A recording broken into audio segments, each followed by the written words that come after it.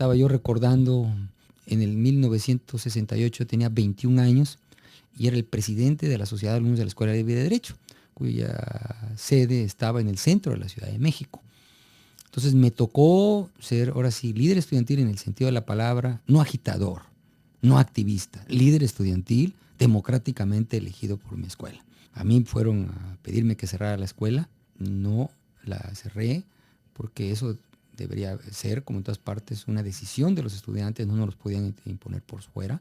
Y en cuanto a lo que pasó en la Plaza de Tlatelolco, para entenderlo hay que dejar claro el entorno, porque hay muchos mitos, muchas novelas, y la gente se deja llevar por lo que oye y por algo a veces ilógico. Hay la tesis de que fue el ejército el que masacró, que fue Díaz Ordaz, que fue Echevarría. Mi tesis es diferente.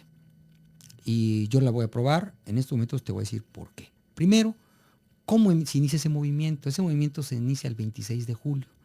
Coincidentemente, ese es el día de la rebelión en Cuba.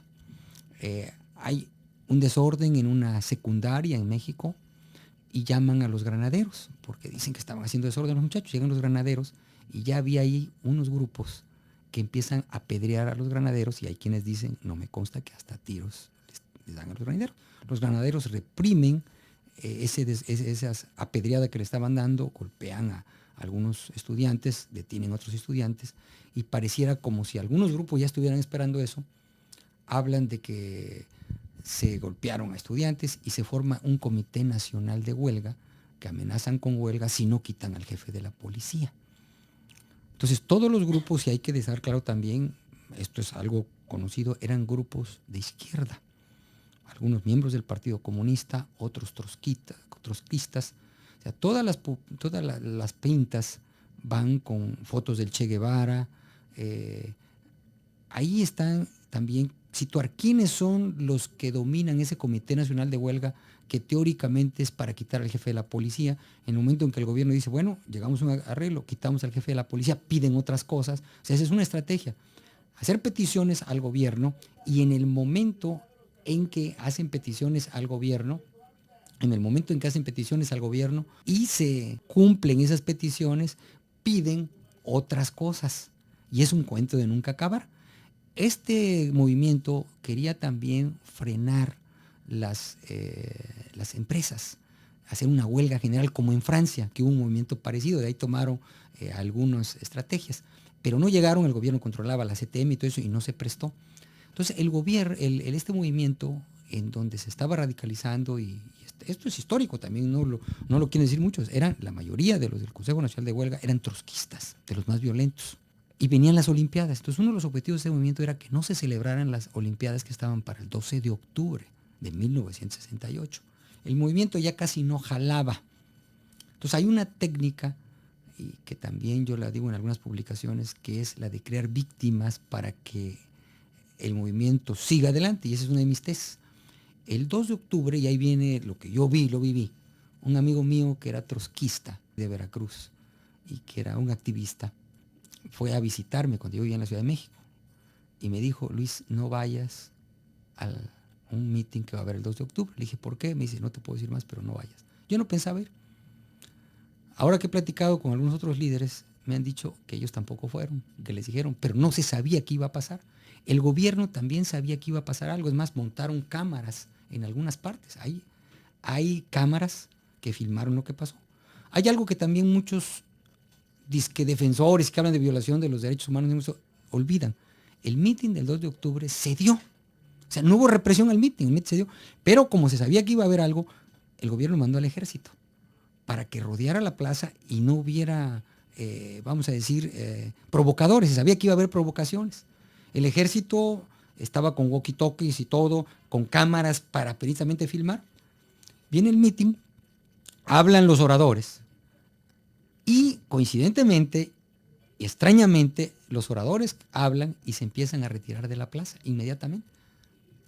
Los que quedan son soldados y estudiantes, la infantería, los muchachos que van de curiosos. Van.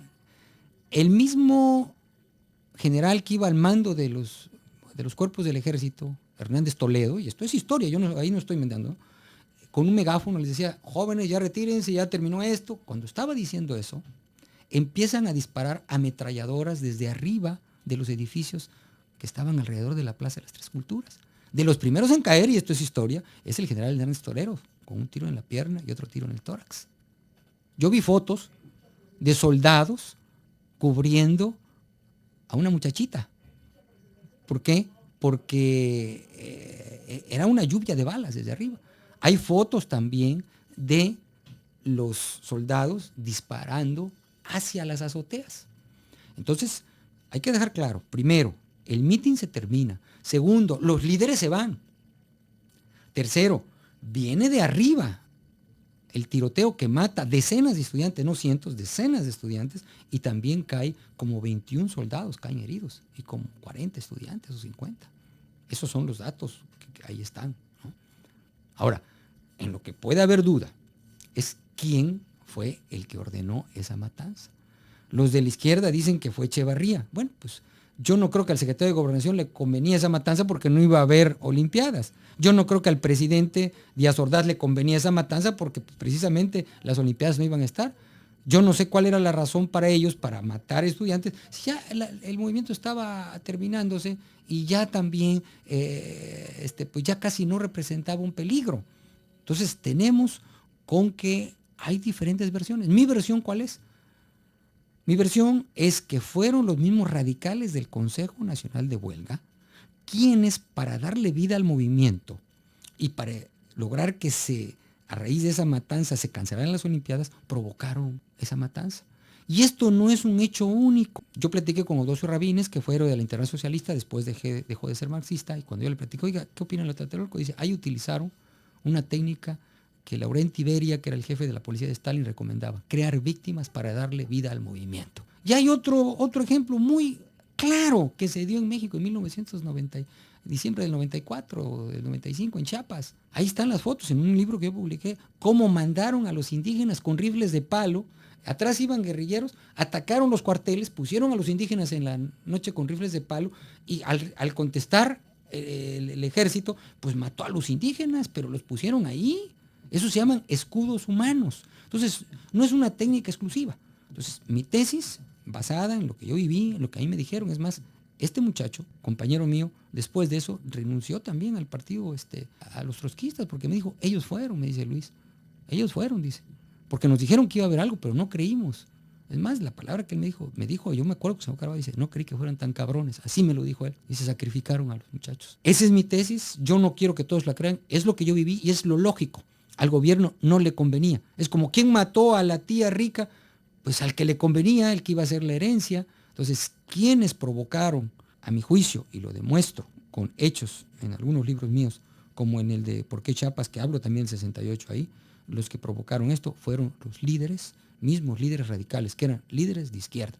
Hay partes en donde había, en las paredes, queremos revolución, en las paredes pintaban no Olimpiadas. Eso es lo que ellos querían. Y es lo que no lograron. Pero ahora, después de 40 años, hay muchos mitos. Siguen sacando de que fue Díaz Ordaz. A ver, que prueben cómo. Digo, es ilógico que un gobierno mismo cree víctimas para perjudicarse.